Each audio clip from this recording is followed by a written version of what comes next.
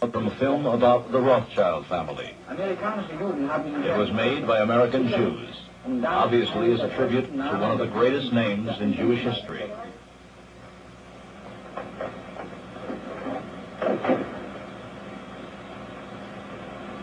Mama, put away the silver. They honor their hero in a typically Jewish manner, delighting in the way old Meyer Amschel Rothschild cheats his host state by feigning poverty to avoid paying taxes.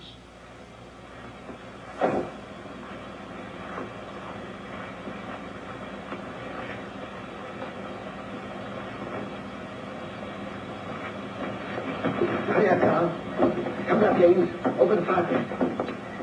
Remember, no beer for the last 5 days. Understand? Yes, Father. Are you hungry? Not so very. Then look hungry. Look hungry. Answer, Solomon. You remain below. Mama, hide the roast.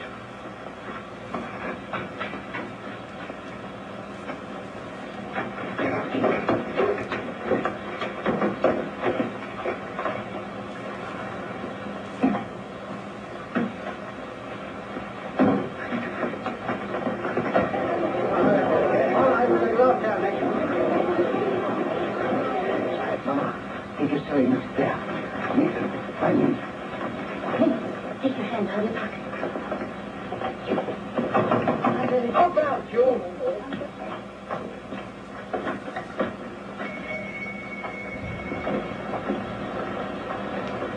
Good evening, Hi, Rothschild. Why, my good friend, the tax collector. Bring out your account book. Certainly. Here it is. I was just looking over it. Seems a very bad. I was saying to my poor wife, Adela, this is our friend, the tax collector. Never have I known such a bad month. No. For 5 days, not one garden have I seen. Customers come, yes, but they don't buy. No. And no one's traveling these days, so my exchange business is worth nothing. I shall soon starve. Starve, eh? What? Something smells good. One of our neighbors must be having a roast. Close the window, Mama. What do you take me for? Lucy, I don't understand what you mean. Rothschild, you're doing more business than any Jew in Jew Street. You're going to pay 20,000 golden. 20,000? Oh. Why, a house of the big merchants in the city doesn't pay as much as that. That's another matter. He's outside the ghetto. Oh. He's not a Jew. Oh, if you were going to kill me this instant, I could barely raise 1,000 golden. Upstairs. Search the house. Pull the bed apart.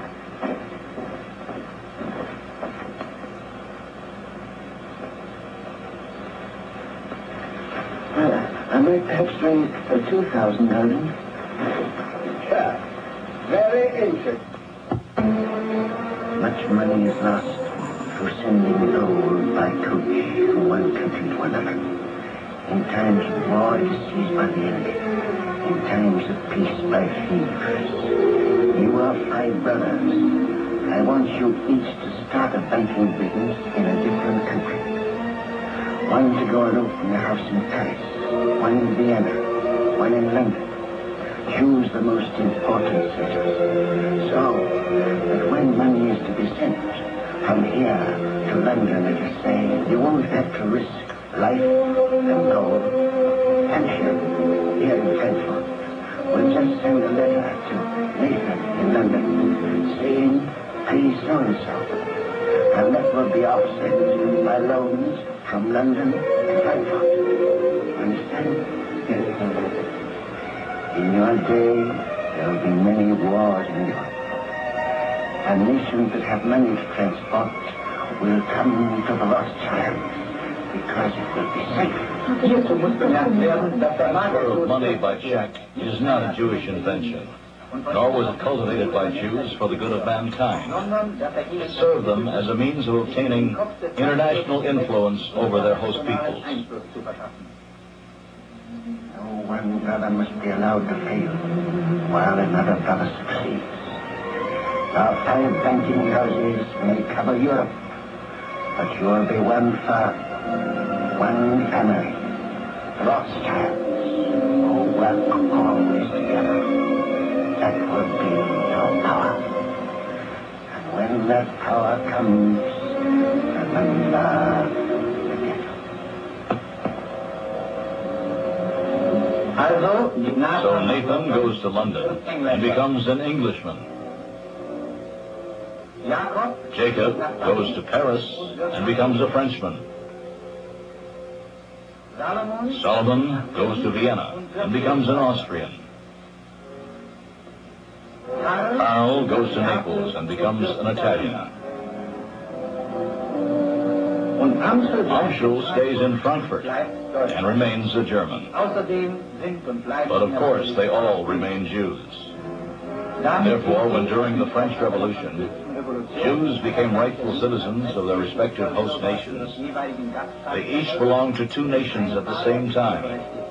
It's not for nothing that they have blood relations at all European courts, and are therefore intimately acquainted with what goes on at these courts, and in the countries they preside over. In this century of industry and progress, Jewish business blooms as never before. The House of Rothschild is just one example of the use of this tactic by the Jews to spread their net of financial influence over the working man. The House of Warburg follows the same tactic as do other Jewish banking families. By the beginning of the 20th century, the Jews are sitting at all junctions of the world's money market. They're an international power. Though they make up only 1% of the population of the earth, their capital enables them to terrorize world exchanges, world opinion, and world politics.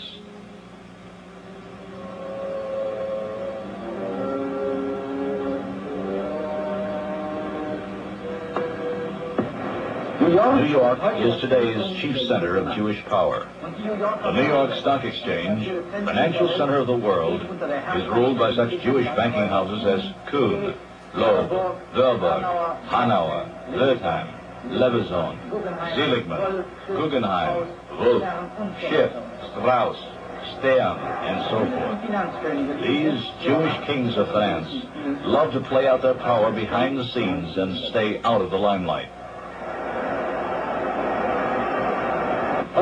Outwardly, they fit right in with their hosts. They look almost like genuine Americans.